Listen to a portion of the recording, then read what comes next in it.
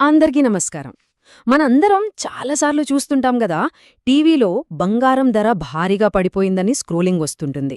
అబ్బా, ఇదే మంచి టైం అనుకుని సంతోషంగా నగల దుకాణానికి వెళ్తాం.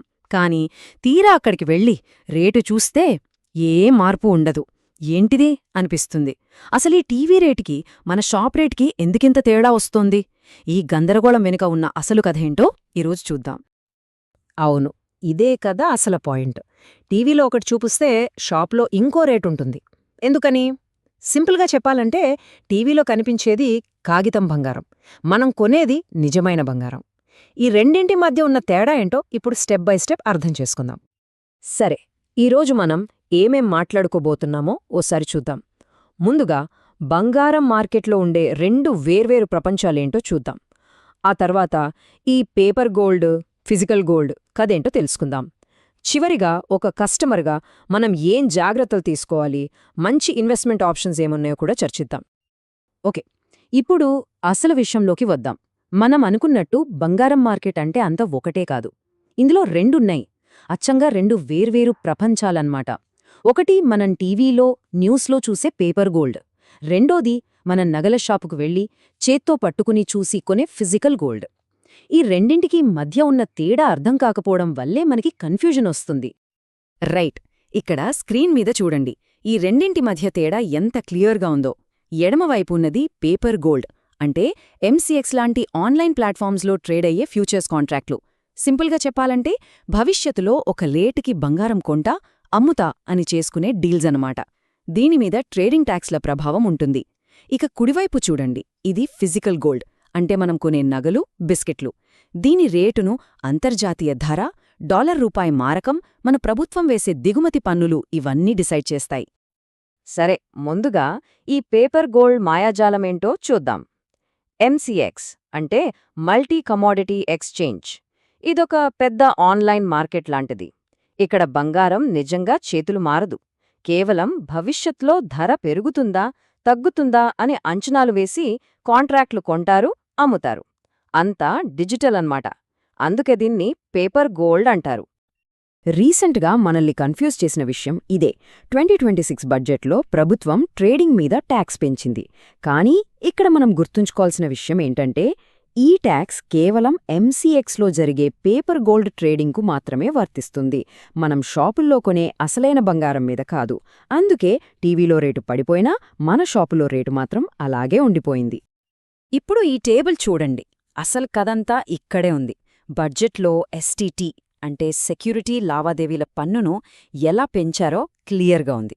కమోడిటీ ఫ్యూచర్స్ మీద ట్యాక్స్ని ఏకంగా 150% పెంచేశారు. అంటే ట్రేడింగ్ చేయటం చాలా ఖరీదైపోయింది.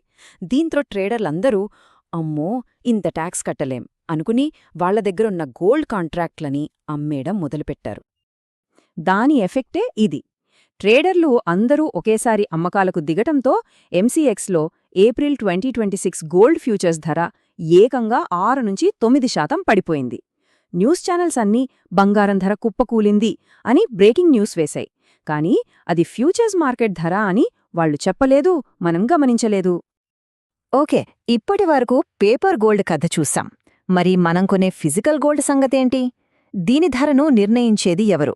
ఎందుకు షాప్లో రేటు వేరేలా ఉంటుంది? ఆ రహస్యమేంటో ఇప్పుడు చూద్దాం. ఇక్కడే అసలు విషయం దాగుంది. మన దేశానికి అవసరమైన బంగారంలో ఎంతో తెలుసా? దాదాపు 99%.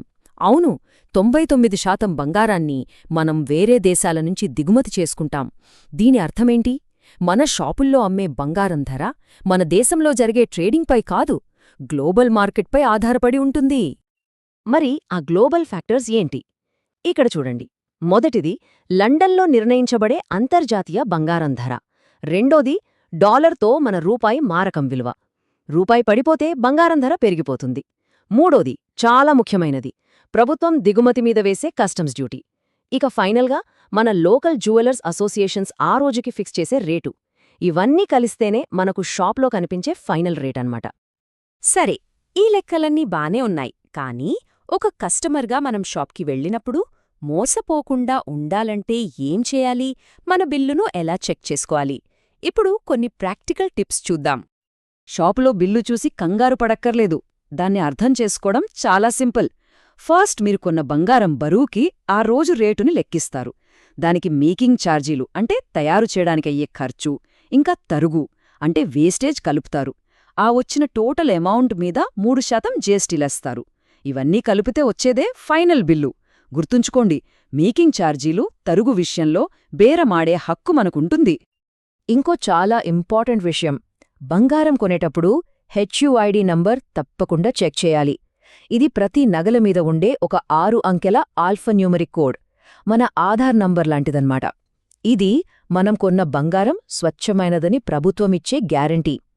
బిఐఎస్ కేర్ యాప్ డౌన్లోడ్ చేసుకుని ఈ నంబర్ ఎంటర్ చేస్తే ఆ బంగారం వివరాలన్నీ వచ్చేస్తాయి. బంగారం అంటే కేవలం నగలు కొనుక్కోవడమే కాదు. ఈ రోజుల్లో మేకింగ్ ఛార్జీలు, తరుగు, జీఎస్టీ లాంటివి లేకుండా బంగారం మీద ఇన్వెస్ట్ చేయడానికి చాలా మంచి మార్గాలొచ్చాయి. వాటి గురించి ఇప్పుడు చూద్దాం. ఈ చార్ట్ చూడండి, తేడా మీకే తెలుస్తుంది. మనం కొన్న ఫిజికల్ బంగారం అంటే నగలు బీరువాలో ఉంటే దానిమీద మనకు ఎలాంటి ఆదాయం రాదు, జీరో. కానీ సావరిన్ గోల్డ్ బాండ్స్ అంటే ఎస్జీబీస్లో ఇన్వెస్ట్ చేస్తే బంగారం రేటు పెరగడంతో పాటు అదనంగా ప్రతి సంవత్సరం మన ఇన్వెస్ట్మెంట్ మీద 2.5% వడ్డీని కూడా ప్రభుత్వం ఇస్తుంది.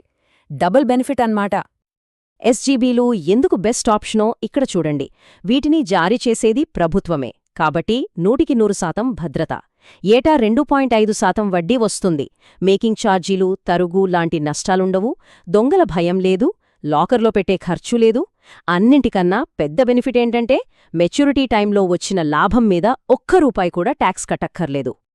ఎస్జీబీలు బంగారంలో ఒక స్మార్ట్ ఇన్వెస్ట్మెంట్. అయితే ఫ్యూచర్ని ఆలోచించే ఇన్వెస్టర్లు ఇప్పుడు బంగారం కంటే ఇంకో మెటల్ వైపు చూస్తున్నారు. అదే వెండి.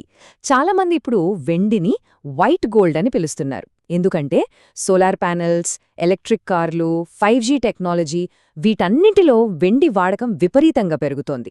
ఈ డిమాండ్ బంగారం కంటే వేగంగా పెరగొచ్చని అంచనా. సో ఈరోజు విశ్లేషణను ముగించే ముందు ఒక ప్రశ్న. రాబోయే 10 ఏళ్లలో ఇన్వెస్టర్లకు ఏది ఎక్కువ లాభాలు తెచ్చిపెడుతుంది? తరతరాలుగా మన నమ్మకాన్ని నిలబెట్టుకున్న పసిడి దగదగలా, లేక భవిష్యత్ టెక్నాలజీకి ఊపిరిపోస్తున్న వెండి మెరుపులా? దీని గురించి ఆలోచించండి.